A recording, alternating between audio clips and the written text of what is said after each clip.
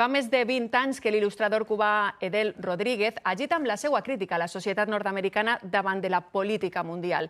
Ho ha fet a través de les portades de les revistes més importants del món i aquest treball s'ha fet ara exposició gràcies al Festival Docs València. Des d'esta vesprada es podrà visitar al Centre del Carme de València.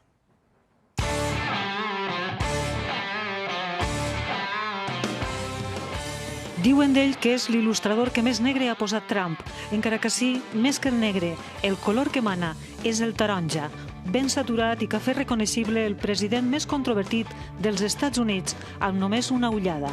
Ya cuando yo empecé a usar ese color naranja en una cara así gritando, ya yo podía hacer lo que yo quisiera con esos colores, porque ya todo el mundo conocía de lo que yo estaba hablando. Yo quería comunicar rápido y comunicar a todo el mundo de lo que estaba pasando aquí en los Estados Unidos.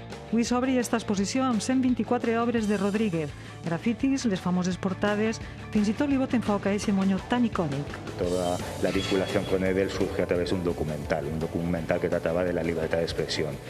Y por eso ese fue el motivo principal para traer esta exposición aquí en Valencia. Creíamos que era necesario tener presente a Edel aquí en Valencia. Serà la primera vegada que el treball d'Edel Rodríguez s'exposa en un museu i farà que el seu treball periodístic es convertisca en una obra d'art.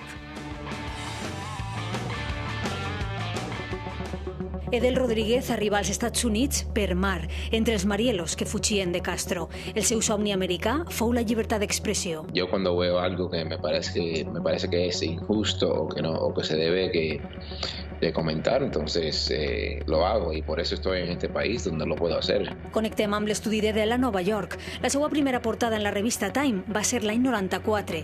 13 anys va treballar en aquella redacció, però han sigut estos treballs sobre el president els que més li han trastocat la vida. Si alguien me decía, hey, ¿tú eres Edel? Y yo decía, sí, yo soy Edel, ¿cómo estás? Y ahora, en estos años, si alguien me decía en una fiesta o en un lugar, oye, tú eres Edel Rodríguez, me echaba para atrás, ¿entiendes? 3 mesos va tindre premsa a la porta de casa i va demanar seguretat en més d'un acte públic. Y eso vino de arriba, eso vino del presidente, eso no fue la gente. Que un presidente de este país le haga sentir a alguien que haga cosas así, eso fue una cosa malísima y pues no me gustó, que me parecía mucho a las cosas que hacía Fidel Castro en Cuba.